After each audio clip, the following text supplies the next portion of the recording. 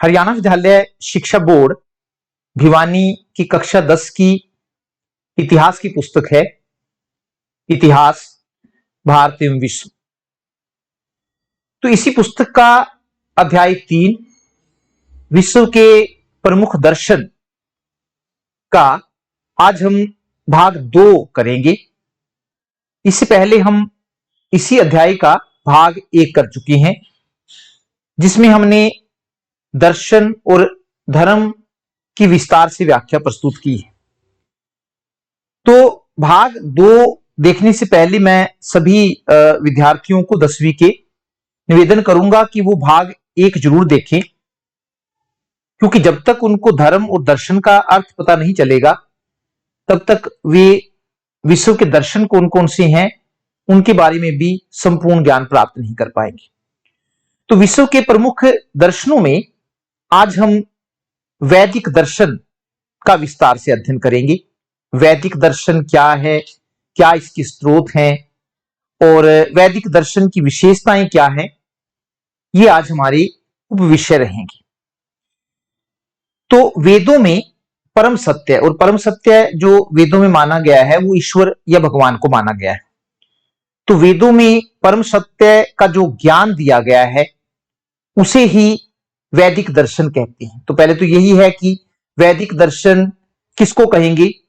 तो अगर हम सिंपल सा कहें तो कि वेदों में परम सत्य क्या है? ईश्वर का जो ज्ञान दिया गया है उसको ही वैदिक दर्शन कहते हैं। क्योंकि वेद सबसे प्राचीन है, इसलिए वैदिक दर्शन भी सनातन है, अर्थात यह हमेशा बने रहने वाला सत्य है, जिसका ना कोई आदि है और ना ही कोई अंत है। जिसका ना कोई आदि हो और ना कोई अंत हो उसको हम सनातन कहते हैं, शाश्वत कहते हैं। वास्तव में वैदिक दर्शन वह आचार संहिता है जिससे हम आदर्श जीवन जीने की कला सीखते। कई बार प्रश्न आता है कि वैदिक दर्शन क्या है। तो वैदिक दर्शन जो है वास्तव में वो आचार संहिता है जिससे हम आदर्श जीवन जीने की कला सीखते हैं। वैदिक दर्शन में धर्म के स्वरूप को स्वीकार किया गया है, इसलिए वैदिक दर्शन को लोगों ने धर्म बना लिया है कि वैदिक धर्म भी हम कह सकते हैं, क्योंकि इसमें धर्म के स्वरूप को स्वीकार किया गया है, इसलिए लोगों ने इसको धर्म बना लिया है। तो वैदिक दर्शन के मुख्य स्रोत या फिर स्रोत क्या हैं वो जान लेना जरूरी है कि वैदिक दर्शन की उत्पत्ति कहां से मानी जाती है। तो वैदिक दर्शन का जो मूल आधार है वास्तव में वो वेद है, अर्थात हम कह सकते हैं कि वैदिक दर्शन वेदों से निकला है। इसके अलावा ब्राह्मण ग्रंथ, आरण्यक और उपनिषद भी इसके मुख्य स्रोत हैं। इसलिए वैदिक दर्शन को जानने के लिए इन सभी को जानना जरूरी है। वेद क्या है, ब्राह्मण ग्रंथ क्या है, आरण्यक क्या है, उपनिषद क्या है, क्योंकि उन्हीं से वैदिक दर्शन या उन्हीं से वैदिक दर्शन की उत्पत्ति हुई। तो पहले इन सभी के बारे में जानना जरूरी है। तो अगर हम वेद की बात करें तो वेद जो है संसार के प्राचीनतम और पवित्र ग्रंथ है, सबसे प्राचीन है और सबसे पवित्र ग्रंथ है। भारतीय मान्यता के अनुसार या हिंदू मान्यता के अनुसार वेद शाश्वत हैं तथा वेद ईश्वर की वाणी है कि वास्तव में जो वेद हैं वो ईश्वर ने ही रचे। वेद की अगर हम शब्द की उत्पत्ति की बात करें तो वेद संस्कृत की विद धातु से बना है, और विद का अर्थ होता है जानना या फिर ज्ञान प्राप्त करना। विद धातु से बना है जिसका मतलब होता है जानना या फिर ज्ञान प्राप्त करना। जैसे किसी समाज को सही प्रकार से चलाने के लिए नियम बनाए जाते हैं, उसी प्रकार वेद भी मानव धर्म के नियम शास्त्र हैं जिनमें बहुत सारे नियम लिखे गए हैं जो मानव को सही रास्ते पर चलने की सीख देते हैं। तो जिस प्रकार बहुत सारे नियम हैं आदमी को सही रास्ते पर चलाने के लिए, तो हम कह सकते हैं कि वेद भी वास्तव में नियम शास्त्र हैं जो मानव को सही रास्ते पर चलने की सीख देते हैं।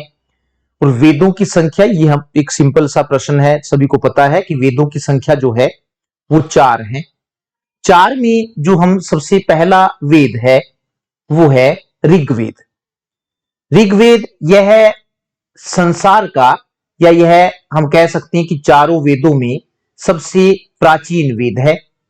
इसमें देवताओं का आह्वान करने के लिए मंत्र लिखे गए हैं, या देवताओं की प्रशंसा में कि कैसे देवता को खुश किया जा सकता है और कैसे उनकी उपासना की जा सकती है, उनको उपासना करने के लिए या फिर उनको खुश करने के लिए मंत्र लिखे गए हैं। इसमें 10 मंडल या फिर हम उनको अध्याय भी कह सकते हैं कि इसमें ऋग्वेद में 10 अध्याय हैं तथा 10,552 मंत्र हैं। एक महत्वपूर्ण प्रश्न है जो याद रखना है, कितने अध्याय हैं ऋग्वेद में, सबसे प्राचीन वेद कौन सा है? तो सबसे प्राचीन वेदों में ऋग्वेद आता है, जिसमें 10 अध्याय हैं और 10,552 मंत्र है। गायत्री मंत्र जो है जिसको हम गाते हैं ओम भूर्भुवः स्वः, वो भी इन्हीं 10,552 मंत्रों में से एक मंत्र है। इसके प्रथम मंडल में कहा गया है कि सत्य, और सत्य जो है वो ईश्वर को या भगवान को माना गया है। कि जो प्रथम अध्याय है ऋग्वेद का, उसमें ये कहा गया है कि सत्य एक है, लेकिन विद्वान लोग उसे अनेक नामों से पुकारते हैं। ऋग्वेद के ही अगर हम 10वें मंडल की बात करें तो 10वें मंडल में समाज के 4 वर्णों, और 4 वर्ण कौन कौन से थे? ब्राह्मण, क्षत्रिय, वैश्य और शूद्र के बारे में बताया गया है कि कैसे इनकी उत्पत्ति हुई और कैसे इन 4 वर्णों के काम अलग अलग से इसमें बताया गया। तो विस्तार से ऋग्वेद के 10वें मंडल में इसके बारे में बताया गया है, 4 वर्णों के बारे में। और दूसरा वेद जो हमारे पास आता है वो है यजुर्वेद। तो यजुर्वेद का अर्थ अगर हम देखें तो यजुर्वेद का अर्थ होता है यज्ञ। अतः इस वेद में यज्ञ को संपन्न करवाने की विधियां या विधियों और यज्ञ में प्रयोग किए जाने वाले मंत्रों का वर्णन, क्योंकि यजुर्वेद का मतलब ही यज्ञ है, तो इसमें यज्ञ को संपन्न करवाने की विधियों और यज्ञ में प्रयोग किए जाने वाले मंत्रों का वर्णन किया गया है। इसमें अध्याय की अगर हम बात करें तो 40 अध्याय हैं तथा 1975 मंत्र है। यह वेद आगे 2 भागों में बटा हुआ है। एक पहले भाग को अगर हम बात करें तो पहले भाग को शुक्ल यजुर्वेद कहा जाता है और दूसरे को कृष्ण यजुर्वेद कहा जाता है। आगे 2 भागों में इसको बांटा गया है।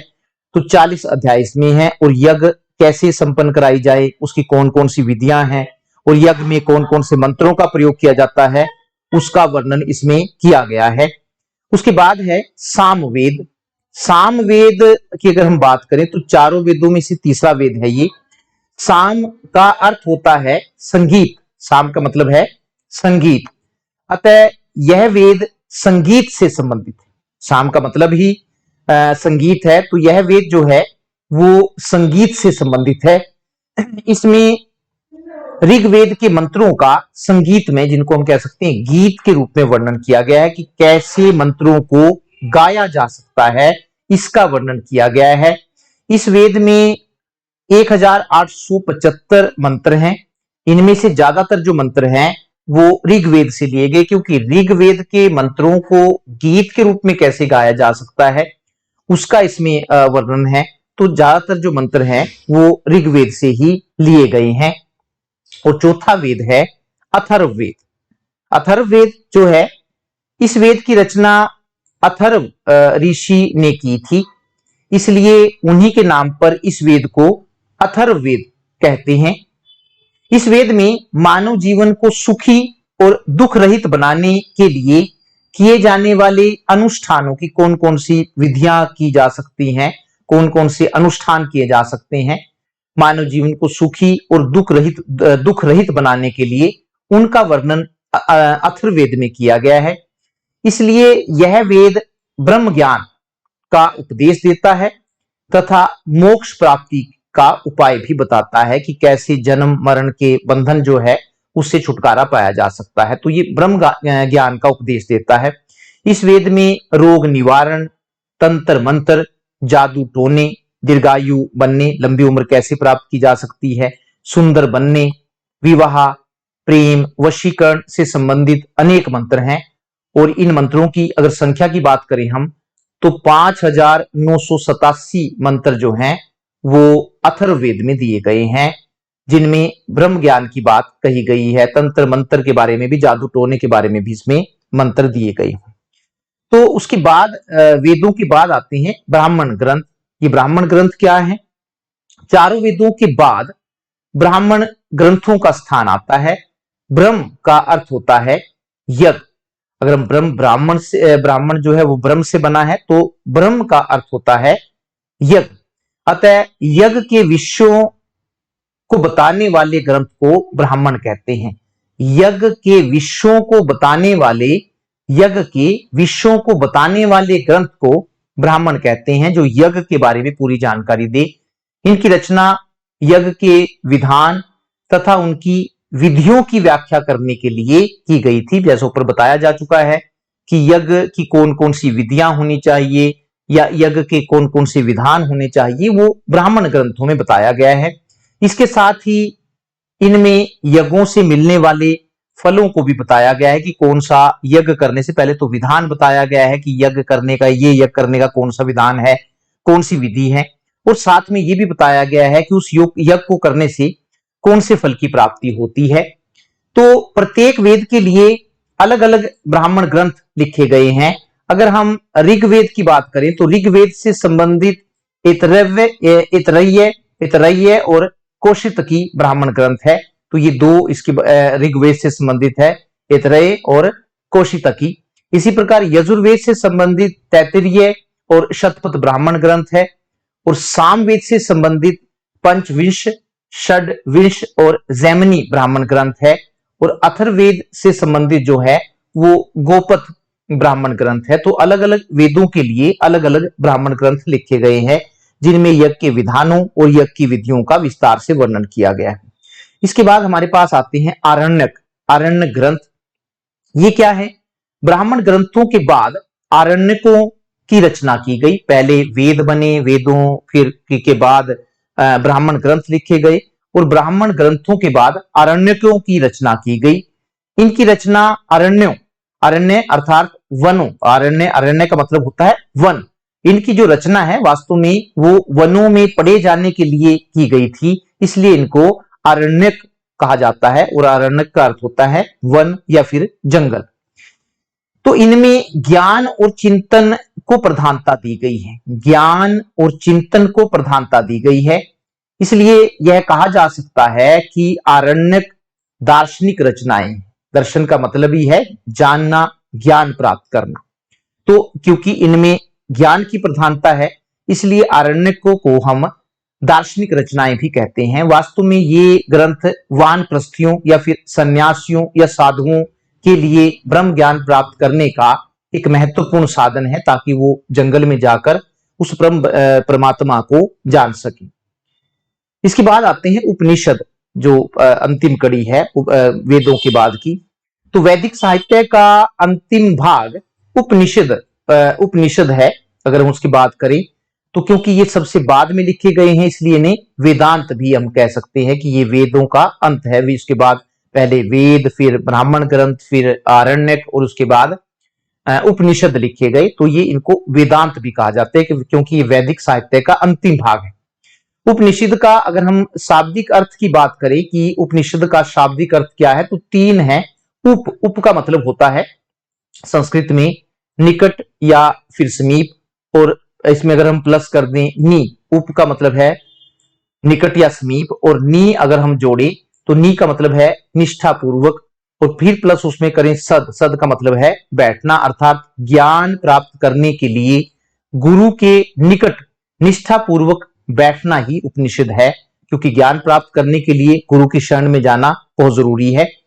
इस प्रकार यह कहा जा सकता है कि उपनिषद वह साहित्य है जिसमें रहस्यात्मक ज्ञान का संकलन किया गया है। उपनिषद वह साहित्य है जिसमें रहस्यात्मक ज्ञान का संकलन किया गया है। वास्तव में ये दार्शनिक ग्रंथ हैं, ज्ञान की शिक्षा देते हैं, जिनका मुख्य उद्देश्य ज्ञान की खोज करना है। इसलिए इनमें कर्म कांडों तथा पशु बलि की निंदा की गई है, जो पिछले भारतीय समाज में वेदों के बाद अलग अलग प्रकार के यज्ञ होने लगे थे, उनमें जो है उपनिषद जो है उसका एक कहते हैं सुधरा हुआ रूप है। तो कर्म कांडों की और पशु बलि की निंदा की गई है तथा बहुदेववाद, बहुत सारे देवता पैदा हो गए थे, तो बहुदेववाद के स्थान पर ब्रह्म, ये जो एक ब्रह्मा है उसकी पर ब्रह्म की प्रतिष्ठा स्थापित की गई है। तो ये बहुदेववाद से एक ईश्वरवाद की ओर जाता है। वैदिक दर्शन की विशेषताएं, क्योंकि वेद क्या क्या बातें जो वैदिक दर्शन में कही गई है, क्या क्या उसकी विशेषताएं हैं, तो वैदिक दर्शन की कई सारी विशेषताएं बताई जा सकती हैं। उसमें पहली आती है प्रकृति की प्रधानता है वैदिक दर्शन में। वैदिक दर्शन प्रकृति को महत्वपूर्ण मानता है। यह मंत्रों और यज्ञ के माध्यम से अग्नि, जल, पृथ्वी, वायु एवं आकाश जैसे प्राकृतिक तत्वों को स्वच्छ और सुरक्षित रखने की प्रेरणा देता है। वास्तव में यज्ञ करने का एक मकसद जो था वो प्रकृति को शुद्ध और स्वच्छ करना भी था। तो इसमें हम कह सकते हैं कि वैदिक दर्शन में प्रकृति को महत्वपूर्ण माना गया है। दूसरी विशेषता है बहुदेववाद व एक ईश्वरवाद की अवधारणा वैदिक दर्शन देता है। अपनी शुरुआत में वैदिक दर्शन बहुदेववाद में विश्वास करता था, अर्थात यह दर्शन अलग अलग देवताओं को मानता था। लेकिन बाद में देवताओं की अधिक संख्या से घबराकर ऋषियों ने यह खोज करनी शुरू की कि सर्वशक्तिमान देवता कौन है, क्योंकि जिस समय जिस देवता की प्रधान क्या कहते हैं हम यज्ञ की जाती थी या पूजा की जाती थी उसको ही सबसे महत्वपूर्ण माना जाता था। लेकिन बाद में ऋषियों ने यह खोज करने की कोशिश की कि इनमें से सभी देवताओं में से सर्वशक्तिमान देवता कौन है। तो अपने चिंतन से वे इस निष्कर्ष पर पहुंचे कि परम तत्व या सत्य एक ही है, जिसे प्रजापति या फिर विश्वकर्मा का नाम दिया गया। तो इस प्रकार हम कह सकते हैं कि वैदिक दर्शन बहुदेववाद से शुरू होकर एक ईश्वरवाद की ओर जाता है। पहले बहुत सारे देवताओं की पूजा की जाती थी, लेकिन बाद में ये खोज करने की कोशिश की गई कि सबसे सर्वशक्तिमान देवता कौन है, तो उसे विश्वकर्मा या फिर हम कहते हैं प्रजापति का नाम दिया गया। तो एक ईश्वरवाद की तरफ ये वैदिक दर्शन जाता है। तीसरी विशेषता है रीत की अवधारणा जो इसमें दी गई है। वैदिक दर्शन रीत की अवधारणा पर आधारित है। रीत क्या है ये जानना जरूरी है। तो रीत का अर्थ होता है सत्य। तो ऋग्वेद में कहा गया है कि सृष्टि के आरंभ में सबसे पहले रीत उत्पन्न हुआ। तो इसमें जो रीत की प्रधानता है, तो रीत क्या है, रीत का मतलब है सत्य। तो ऋग्वेद में उसका मतलब भी बताया गया है कि सबसे पहले संसार के बनने से पहले जब संसार की उत्पत्ति नहीं हुई थी तो सबसे पहले रीत पैदा हुआ। इस रीत के द्वारा विश्व में सुव्यवस्था स्थापित हुई, चांद तारे आए और उनकी क्या कहते हैं उनका नियम बनाया गया। तो इसी रीत के द्वारा विश्व में सुव्यवस्था स्थापित हुई, ऑर्डर स्थापित हुआ। सभी देवता रीत से ही उत्पन्न हुए और वे अपनी दैवीय शक्तियों के द्वारा रीत की रक्षा करते हैं।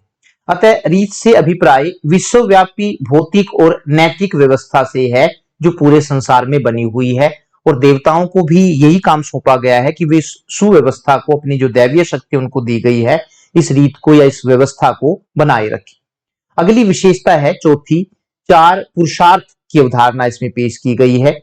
वैदिक दर्शन में चार पुरुषार्थ बताए गए हैं और वो चार पुरुषार्थ हैं धर्म, अर्थ, काम और मोक्ष। ये चार पुरुषार्थ बताए गए हैं। चारों के अलग अलग अर्थ भी बताए गए हैं। धर्म का मतलब है, धर्म का अर्थ आचरण के उन नियमों से है जिनका पालन करके मनुष्य मोक्ष प्राप्त करता है।